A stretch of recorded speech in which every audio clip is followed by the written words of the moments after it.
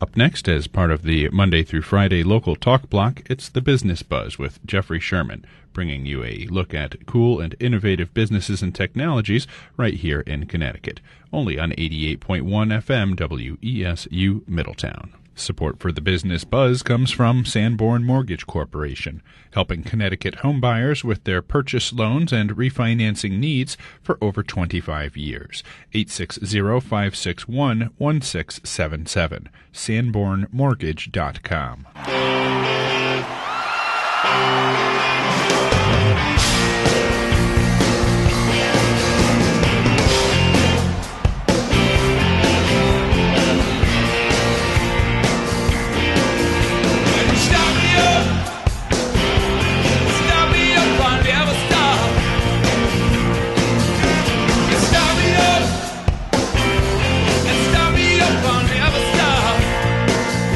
Okay, start me up, and welcome to another edition of the Business Buzz. We have an exciting show today. We have Marty Kina, our key co-host. Thank you, Jeffrey. Happy New Year. Happy New Year to you and everyone else out there. We have Eric Lopkin from the Modern Observer. Eric, are you there? It's great to be here. Happy New Year. Happy New Year to you. And we have a return guest, PJ Jonas, who has an interesting story. Her and her husband started a company called Goat Milk Stuff, and it's a success story that we like to hear, especially in today's economy. PJ, are you there? Yes, I am, Jeff. Excellent. Welcome back. Thank you so much for having me back. It's great to be here. Very good. And now you can tell our listeners a little bit about your story, and it's a very interesting story, how you developed your company and what you were doing before you started this. Yep, several years ago I had been bathing my children and looked at the back of the baby wash that I was using at the ingredient list, and I was pretty shocked to realize that it was full of chemicals and petrochemicals and a lot of ingredients I couldn't pronounce, and I decided right then and there that I was going to make my own soap that would be a lot healthier for their skin. And we already had dairy goats, so I wanted to use the goat milk because I knew the goat milk was great for their skin, and I developed a goat milk soap that we use and now sell. That's awesome. And how's that been going for you? You had a fairly successful year last year, and how was the holiday season and sales for you this year? We had a great year this year. We doubled over the previous year, which we were very excited about. We saw a lot of new customers as well as existing customers giving holiday gifts of our soap and of our other things, and it was just really successful. What do you attribute that to? Was there some special marketing tool that you used, or what was it, word of mouth? What do you attribute that growth to? We do a lot of it we attribute to just the strength of the product. The product is wonderful. The soap really helps people with their dry skin. It helps people with skin conditions like eczema and psoriasis. So there's a lot of loyalty that comes to that because it makes a difference for people. So they do tell other people about it. They tell their family about it. They tell their friends about it. And so the word-of-mouth advertising is huge. And then we spend a large part of our time really focusing on excellent customer service, on listening to our customers, hearing what they want, hearing what we can do, and just really responding as best as we can to them. Mm-hmm. Now, word of mouth obviously is very important and a very key ingredient to the whole marketing mix. How else do you go to market? What other marketing tools, and where is your product available besides online? Primarily it's online. We do a lot of shows. We go to craft fairs and festivals and different holiday shows and such. We also started this year what we call our distributor program, which is where other families and individuals can take our soap to craft fairs and shows by them so that they can sell it and they can make an income from it as well. Most of these distributors are our existing customers who've already fallen in love with the soap and believe strongly about it, so it's a very easy and natural fit for them to then share it with other people. Are you making sure that you're not saturating particular markets? I would imagine that the Northeast would be certainly an area. The Vermont, New Hampshire, Connecticut, Massachusetts are very well known for their craft fairs and such. Are you sensitive to not oversaturating your distribution kind of strategies? Yes, we take on our distributors one at a time. We want to make sure that they're a good fit for the product and a good fit for our work ethic and things like that, and so we take it on a case-by-case basis and not just anybody who wants to apply. So how do you go through the screening process? Do they have to come out to Indiana and meet you? No, nothing that difficult, just usually emails, sometimes phone calls, answering a lot of questions, and figuring out why they want to sell the soap and how long they've been using it themselves, that sort of thing. Are you finding some common characteristics with your distributors? Yes, most of them have been helped by the soap. They either had tremendously dry skin or they had children with eczema that were no longer suffering from it, and so they're just very passionate about the product, and it makes them a very good distributor for it.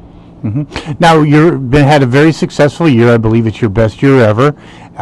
Things are going quite well. But for our listeners out there, who listen to the Business Buzz, they're always interested in how people got into a certain position. In other words, what did you do before, and how hard or difficult or exciting was it to make the transition into your own business? Well, before I started Goat Milk Stuff, I had gone to school to be an engineer, and I did that for a few years, and then I started having children. We have 8 children, so I was a stay-at-home mom for quite a few years, and it was a very natural transition into the business of Goat Milk Stuff because we were able to start out small, the children and I, making it in the house, selling it from the kitchen, that kind of thing, and then as we grew, we eventually brought my husband on board, so it was very much a step-by-step process as opposed to going into it all at once. So you didn't just jump off the cliff. We have Eric Lopkin from the Modern Observer, a marketing expert aficionado. Do you have any questions for PJ? When you were talking about finding your distribution network, basically what you were describing is you're finding evangelists for your product, and now that they're so happy with it, they're going out and selling it.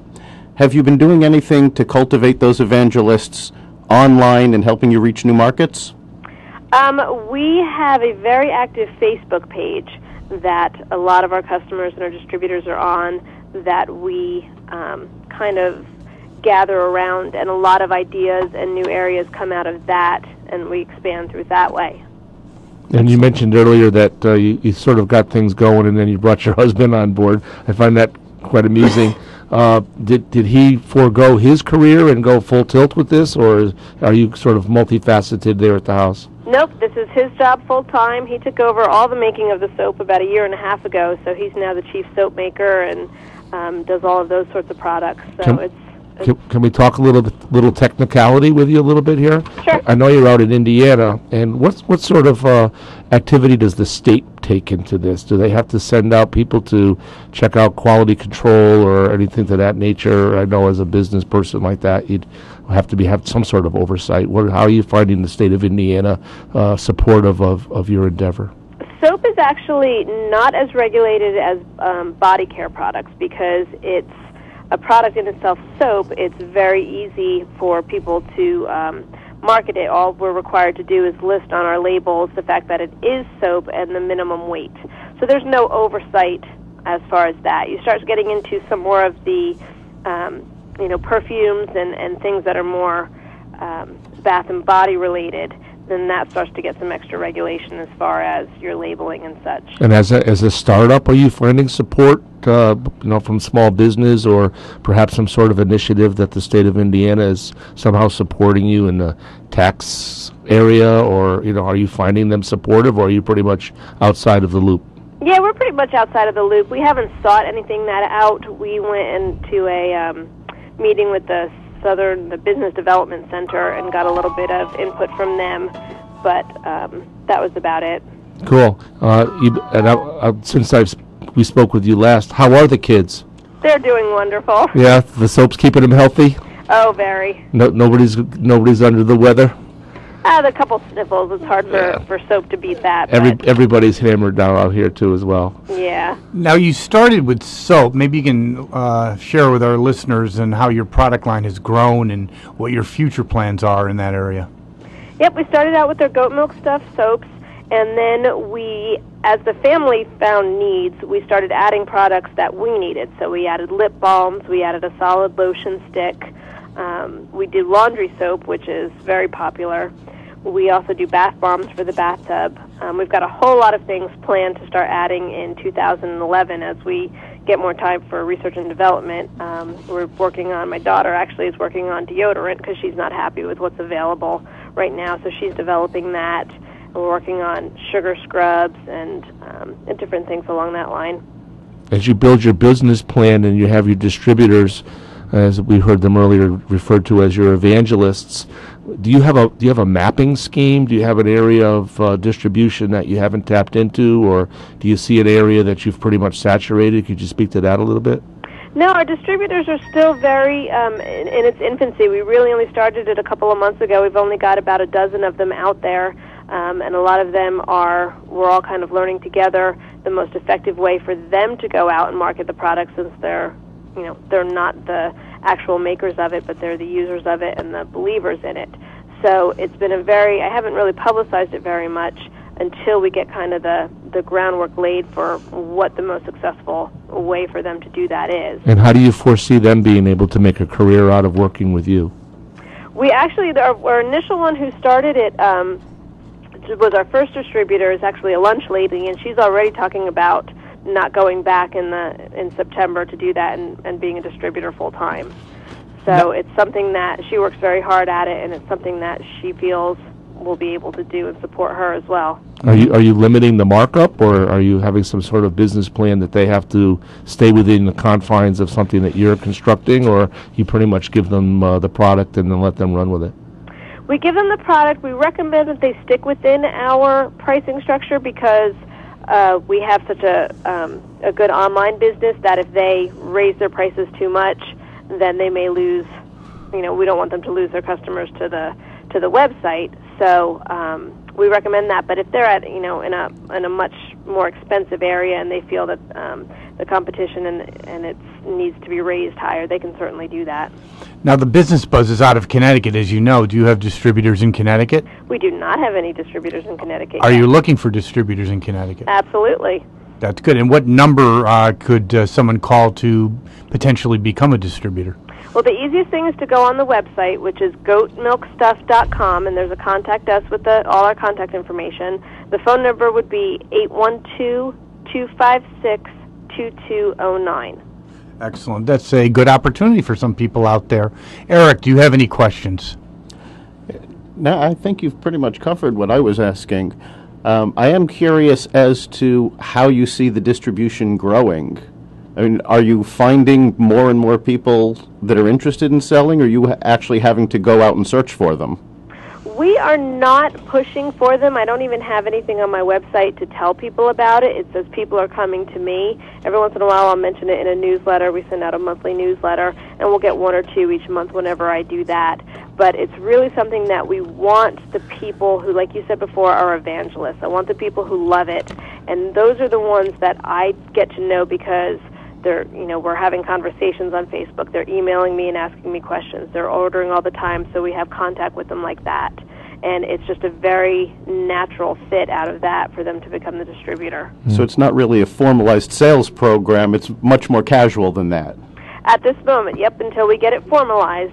That's one of the things that we have planned for 2011 is getting together a manual and formalizing the policy so that we have it all set in stone, so if someone is interested, all the details are worked out. Now, are you working with someone to help you construct your business plan? Oftentimes we see startups that we speak to people here on the Business Buzz where we're talking to people who are actually seeking out some guidance as far as constructing a business plan and marketing. And it sounds like you guys started out by the seat of your pants. Are you pretty much starting to become more seeking of professional guidance? Yes, actually, we've hired our first employee this year. We have a person working for us, so she's taking over some of the basic tasks that I was doing, which is freeing me up. I keep saying I'm going to start working on my business and not just in my business. And one of the first things that we've been doing is, like I said, we set up a meeting with the Business Development Center that we have a counselor that I can go and seek and ask questions. We've also put together our team. Finally, we have a lawyer and we have our accountant. And all of those people are in place so that I can start to get all the nuts and bolts. We have applied for our trademarks this year, and we've also formed the LLC. So a lot of that is getting set and in place. That's awesome. It's so exciting to hear from the last time we spoke with you how much more growth there's been going on, and I can tell by in your voice how much more focused you are. Yeah, it really is. I mean, it really took us by surprise, the growth. We had no idea that the people were going to react as strongly to the soap as they did, and that it was going to be such...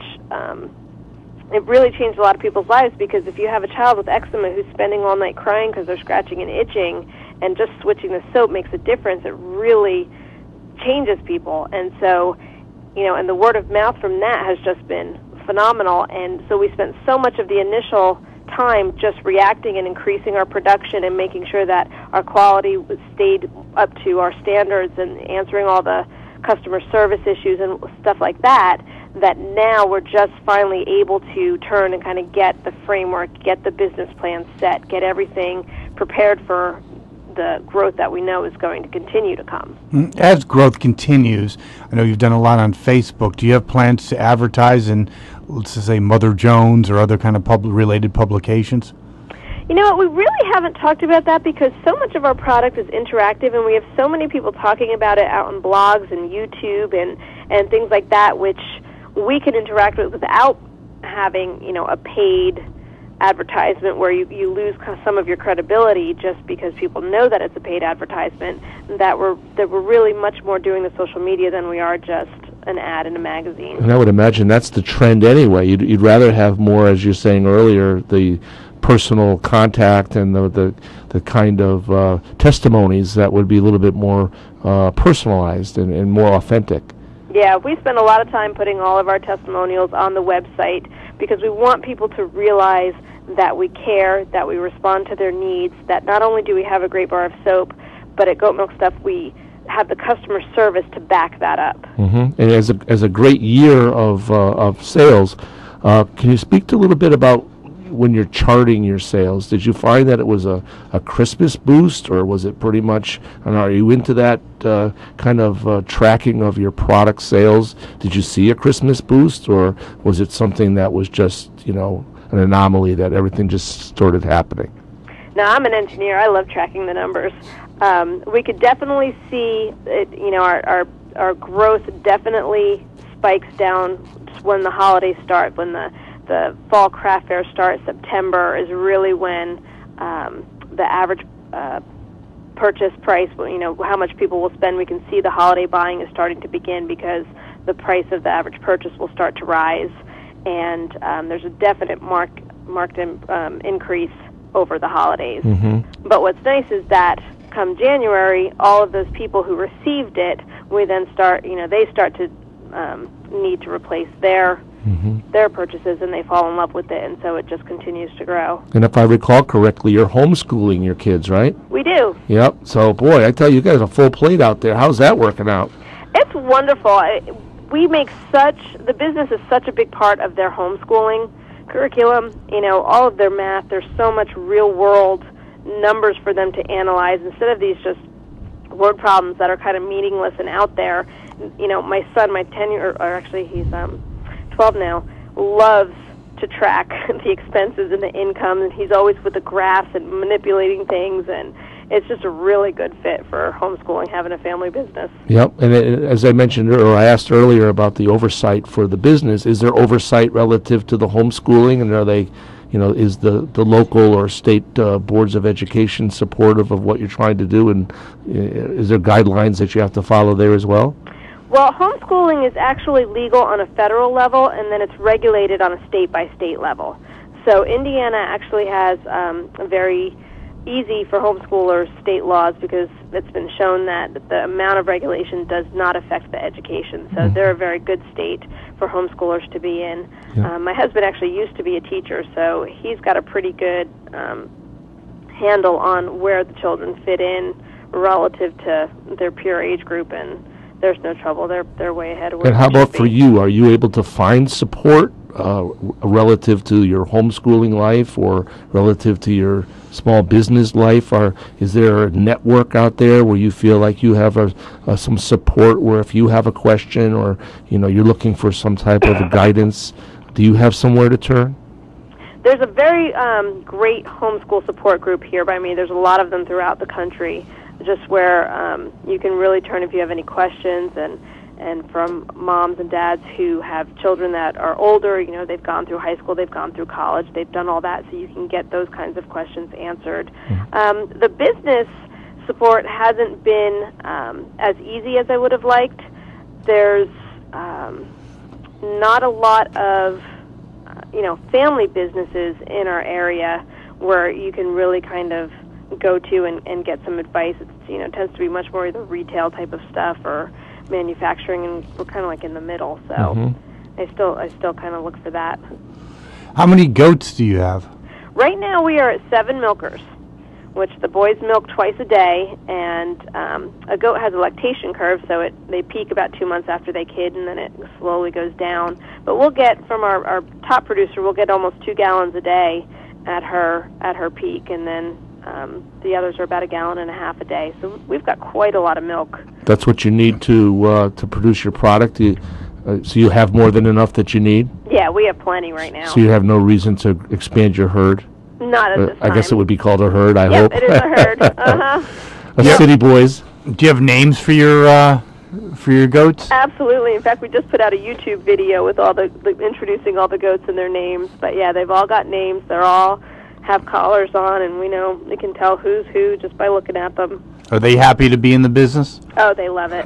They're spoiled. Are you kidding? They get so spoiled. Yeah. Are you guys Hoosiers, or are you Boilermakers? Well, yeah, I guess we would definitely kind of be the Hoosiers. Okay. But we're both from the East Coast, so we're not. So there's no allegiance when there's the big showdown? I'd like to say yes, but not really, no. My husband's from New Hampshire. He's a diehard Patriot man. It could have been Butler, too. I keep leaving them out. They did pretty good themselves. Well, it seems like you have a lot of exciting things going on, and I appreciate you being on the Business Buzz. Eric, you have any other questions you'd like to ask PJ? Yeah, you spend all this time, the business takes up a lot of time, homeschooling takes up a lot of time. How do you find time to relax and spend time for yourself? You know what? I don't spend a lot of relaxing time by myself. The times that I relax really are the times that I'm just with my husband and we're out. We'll go out and run errands, just the two of us, and we'll do that. Or when the times we're sitting around the table with the kids and we're all talking, and they're throwing out their ideas and chatting about what we want to do and stuff like that. And I get a lot of my relaxation and enjoyment from that as opposed to time by myself. So are you reading anything right now? What are you reading? I'm actually reading The Count of Monte Cristo. Well, classic. And I'm reading The 7 Habits of Highly Effective Families.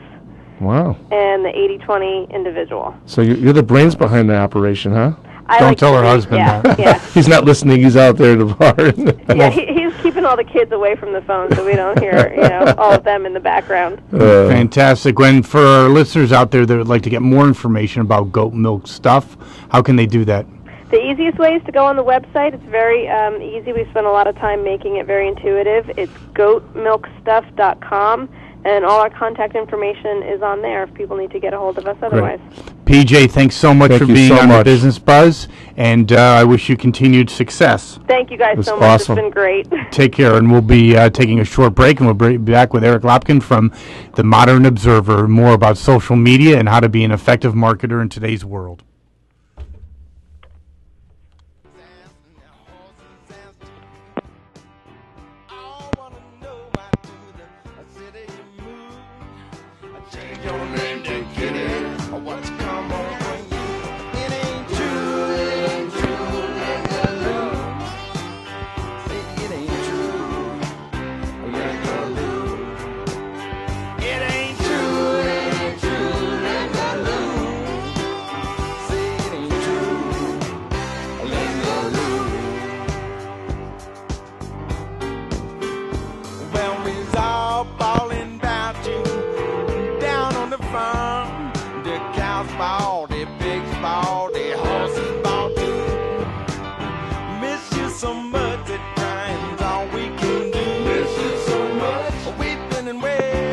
Please hang up and try your call again.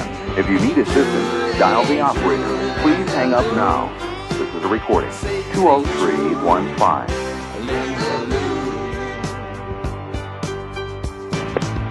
Please Please hang up and try your call again. If you need assistance, dial the operator. Please